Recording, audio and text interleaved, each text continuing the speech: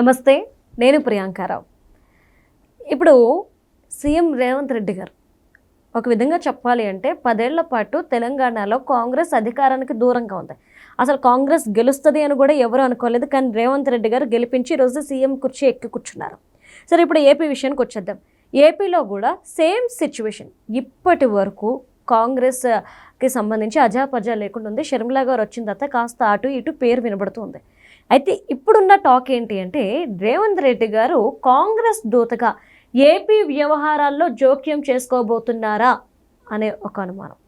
So దీని మీద clarity తెచ్చుకునే ప్రయత్నం చేద్దాం. మనతో పాటు సీనియర్ జర్నలిస్ట్ సిఎస్ రావు గారు ఉన్నారు, ఆయన అడుగుదాం. నమస్కారం సార్. నమస్తే. అంటే కాంగ్రెస్ పార్టీ నుండి రేవంత్ రెడ్డి గారు ఏపీ వ్యవహారాల్లో కూడా అంటే జోక్యం చేసుకునే అవకాశాలు కనిపిస్తున్నాయని చెప్పి కొంతమంది విశ్లేషకులు అంటున్నారు. మీరేమంటారు? కొంతమంది విశ్లేషకులు కాదు, అది నిజం. ఎందుకంటే తెలంగాణ ముఖ్యమంత్రి రేవంత్ రెడ్డి గారు ఇవాళ భారతదేశంలో ఉన్న అన్ని రాష్ట్రాలకు వెళ్తున్నారు. ఇటీవల జరిగినటువంటి అసెంబ్లీ ఎన్నికల్లో కేరళ వెళ్ళారు కదా, వెళ్ళారు, ప్రచారం చేశారు కదా, అనేక రాష్ట్రాలకు వెళ్తున్నారు కదా. ఏ రాష్ట్రంలో ఎన్నికలు జరిగితే ఆ రాష్ట్రానికి బీహార్ వెళ్ళారు, బీహార్లో ప్రచారం చేశారు. కాబట్టి భారతదేశంలో ఉన్న అన్ని రాష్ట్రాలకి వెళ్ళి రేవంత్ రెడ్డి గారు ప్రచారం చేస్తున్నారు. ప్రచారం చేయమని చెప్పి అధిష్టానం ఆదేశిస్తుంది, వెళ్తున్నారు.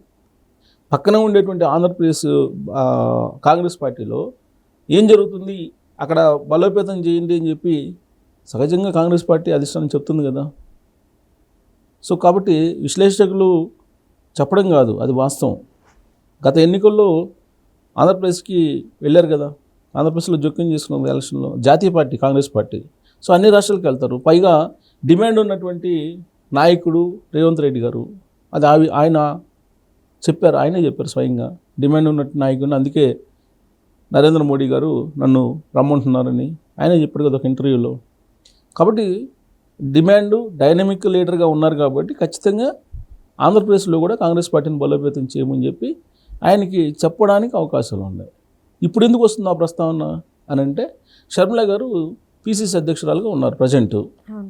ఆవిడ్ని కర్ణాటక కోటలో రాజ్యసభకు పంపించడానికి ఢిల్లీ పిలిపించారు అనేది ఇప్పుడు తాజాగా వస్తున్నటువంటి న్యూస్.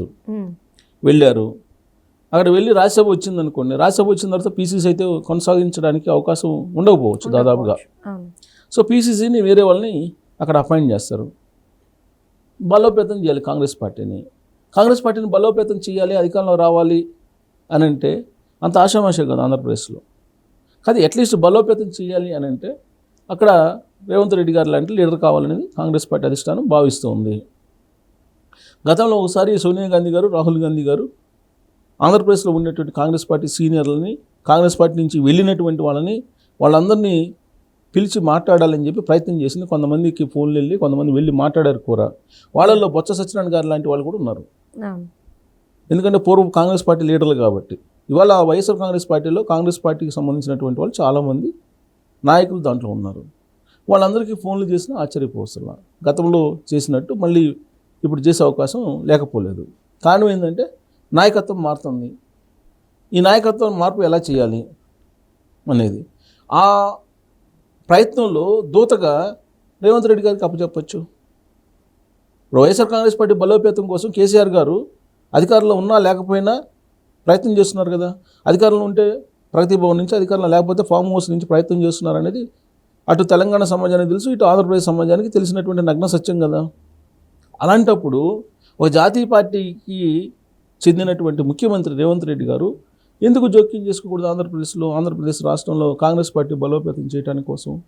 ఖచ్చితంగా చేసుకుంటారు.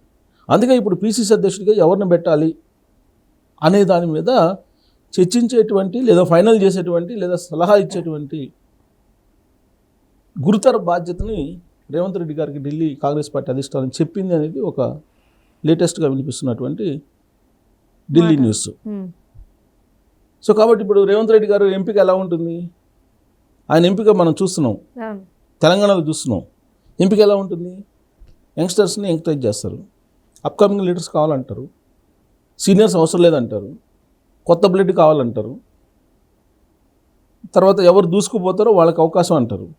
ఆ ఈక్వేషన్లో చూస్తే ఆంధ్రప్రదేశ్లో ఎవరు దూకుడుగా ఉన్నారు, కొత్త జనరేషన్ని ఎవరు ఆకట్టుకోగలరు, కొత్త జనరేషన్ తోటి ఎవరు కలిసిపోగలరు, కొత్త జనరేషన్ ఎవరు నడపగలరు అనేది ఆయన ఐడెంటిఫై చేస్తారు. ప్యూర్గా రేవంత్ రెడ్డి గారికి అప్పచెప్తే. ఓకే. కానీ కాంగ్రెస్ పార్టీ అధిష్టానం ఎప్పుడు కూడా ప్యూర్గా ఒకళ్ళ మీద ఆధారపడదు. కాకపోతే వాళ్ళు ఇచ్చేటువంటి సూచనల సలహాలని తీసుకొని పరిశీలిస్తుంది, అధ్యయనం చేస్తుంది. అల్టిమేట్గా కాంగ్రెస్ పార్టీ అధిష్టానం ఏదైతే అనుకుంటుందో అది చేస్తుంది. ఇప్పుడు రేవంత్ రెడ్డి గారు ఏం చేసే అవకాశం ఉంది అని అంటే, గతంలో ఉండేటువంటి కాంగ్రెస్ పార్టీకి సంబంధించినటువంటి వాళ్ళు, దూరమైనటువంటి వాళ్ళని మళ్ళీ దగ్గరకు చేసేటువంటి ప్రయత్నం చేస్తారు అక్కడ. తర్వాత దూకుడుగా వెళ్ళేటువంటి లీడర్స్ ఎవరున్నారు, సామాజిక పరంగా బలంగా ఉండేటువంటి వాళ్ళు ఎవరున్నారు అనేది తీసుకుంటారు. పైగా రేవంత్ రెడ్డి గారు ఓపెన్గా ఇచ్చినటువంటి స్టేట్మెంటు, ఒకప్పుడు కార్తీక సమారాధనకి వెళ్ళి రెడ్లకు రాజ్యాధికారం కావాలి, అది ఏ పార్టీ అయినా అని చెప్పి ఆయన స్టేట్మెంట్. ఆ కోణం నుంచి తీసుకుంటే అక్కడ రెడ్డి సామాజిక వర్గాన్ని పీసీసీ అధ్యక్షుడిగా ఎంపిక చేసేటువంటి అవకాశం ఉంది. ఓకే. సో ఆ ఈక్వేషన్లో ఎవరున్నారు? మాజీ సీఎం ఉండొచ్చు, లేదా కొత్త వాళ్ళు ఎవరైనా ఉండొచ్చు. రెడ్డి సామాజిక వర్గానికి అక్కడ ప్రాధాన్యత ఇచ్చేటువంటి అవకాశాలు ఉంటాయి. సో షర్మిల వారసుడిగా అదే సామాజిక వర్గానికి సంబంధించినటువంటి వాళ్ళని రేవంత్ రెడ్డి గారు తీసుకురావడానికి ఛాన్సెస్ కనిపిస్తున్నాయి. కాంగ్రెస్ పార్టీ అధిష్టానం కూడా వీళ్ళంత వరకు షార్ప్గా ముందుకెళ్ళేటువంటి వాళ్ళని అక్కడ కావాలనుకొని కోరుకుంటుంది. పైగా కాంగ్రెస్ పార్టీ బలోపేతం కావడానికి ఉండేటువంటి ఒకే ఒక్క అస్త్రం ఏంటంటే ప్రత్యేక హోదా. ఈ ప్రత్యేక హోదా అనేది రాష్ట్ర విభజన చట్టంలో పెట్టినటువంటి అంశం. ఇది ముగిసిన అధ్యాయం అని చెప్పి చెబుతుంది బీజేపీ. కాబట్టి బీజేపీ ఆ మాట చెబుతుంది కాబట్టి కాంగ్రెస్ పార్టీ ఏం చెబుతుంది? మాకు అధికారం ఇవ్వండి, మేము ప్రత్యేక హోదా తీసుకొస్తామని చెప్తుంది. అంతే. ముగిసిన అధ్యాయం అని చెప్పి వీళ్ళందరూ చెప్తున్నారు. అది ముగియలేదు, మేము ఇచ్చినటువంటి చట్టంలో పెట్టినటువంటి అంశం మేము ఇస్తామని చెప్పి చెబుతారు. దాన్ని పట్టుకొని వెళ్ళాలి ప్రజల్లోకి వెళ్ళి. గతంలో కూడా ఆయన భారత్ జోడో యాత్ర చేసినప్పుడు రాహుల్ గాంధీ గారు అనంతపురం అనుకుంటా వచ్చారు. అక్కడ కూడా చెప్పారు, ప్రత్యేక హోదాని నేను ఖచ్చితంగా ఇస్తాను, కాంగ్రెస్ పార్టీ ఢిల్లీలో అధికారంలోకి వచ్చినా లేదా యూపీఏ అధికారంలోకి వచ్చినా ఖచ్చితంగా ప్రత్యేక హోదా ఇస్తాము, భాగస్వామ్య పక్షాలతో ఒప్పించి మీకు ప్రత్యేక హోదా ఇస్తామని కూడా చెప్పారు ఆయన. సో ఇదే విషయాన్ని తీసుకొని ఆయన వాళ్ళు అధికారంలో రావడానికి లేదా పార్టీ బలోపేతం కోసం ప్రయత్నం చేస్తారు. ఈసారి పొత్తులు కూడా వెళ్తారు. ఇప్పుడు కాంగ్రెస్ పార్టీ జాతీయ స్థాయి ఈక్వేషన్లు తీసుకుంటే కమ్యూనిస్టులతో కలిసి వెళ్తారు. అవసరం అనుకుంటే వైఎస్ఆర్ కాంగ్రెస్ పార్టీతో కలిసి వెళ్ళేదా అవకాశం లేకపోలేదు. అందుకే షర్మిల గారిని మార్చడానికి రాజ్యసభకు ఆమెను పంపిస్తున్నారు అనేది కూడా వినిపిస్తుంది. ఇప్పుడు తల్లి కాంగ్రెస్ పిల్ల కాంగ్రెస్ రెండు ఒకటేనని చెప్పి షర్మిల గారు అనేక సందర్భాల్లో చెప్పారు కదా. అవసరమైతే తల్లి కాంగ్రెస్లో పిల్ల కాంగ్రెస్ ఎప్పుడైనా కలుస్తుందని కూడా చెప్పారు ఆవిడ. ఆవిడ అక్కడ ఉంటే కనుక పొత్తు సాధ్యం కాదు, అవ్వదు, అసలు ఛాన్సే లేదు. సో ఆ కారణం చేత ఇప్పటి నుంచే కాంగ్రెస్ పార్టీ స్టెప్స్ చేస్తుందా? రేవంత్ రెడ్డి గారికి ఆ బాధ్యతలు అప్పచెప్పారా, ఆంధ్రప్రదేశ్కి సంబంధించిన బాధ్యతల్ని? అదే జరిగితే ఆయన ఈక్వేషన్స్ డిఫరెంట్గా ఉంటాయి. మరి ఇదంతా ఆసక్తికరమైన అంశం. ఢిల్లీలో ఇప్పుడు కాంగ్రెస్ పార్టీ అనేక రకాలుగా స్టెప్స్ వేస్తుంది. కర్ణాటకలో సీఎంని మార్చేసింది. డీకే శివకుమార్ని ప్రమాణ స్వీకారం ఇవాళ రేపో చేయించబోతున్నారు మంచి ముహూర్తంలో. సిద్ధరామయ్య ఫస్ట్లో కాదు కూడదు అన్నారు, ఒప్పుకున్నాడు. ఇప్పుడు తెలంగాణలో కూడా కొన్ని మార్పులు ఉంటాయని చెప్పేసి అంటున్నారు, మంత్రివర్గంలో మార్పులు ఉంటాయని. ఇలాంటి రకరకాలు వినిపిస్తున్నాయి. దక్షిణ భారతదేశం మీద ఎక్కువగా కాంగ్రెస్ పార్టీ కూడా కాన్సన్ట్రేషన్ చేసింది. బీజేపీ కూడా దక్షిణ భారతదేశం మీద కాన్సన్ట్రేషన్ చేసింది.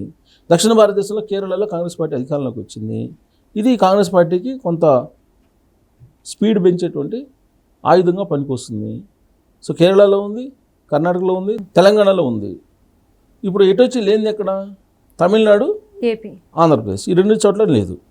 సో అక్కడ కూడా బలోపేతం కావడానికి కాంగ్రెస్ పార్టీ ప్రయత్నం చేస్తుంది. ఆ బాధ్యతను రేవంత్ రెడ్డి గారికి అప్పచెప్పారని కూడా తెలుస్తుంది.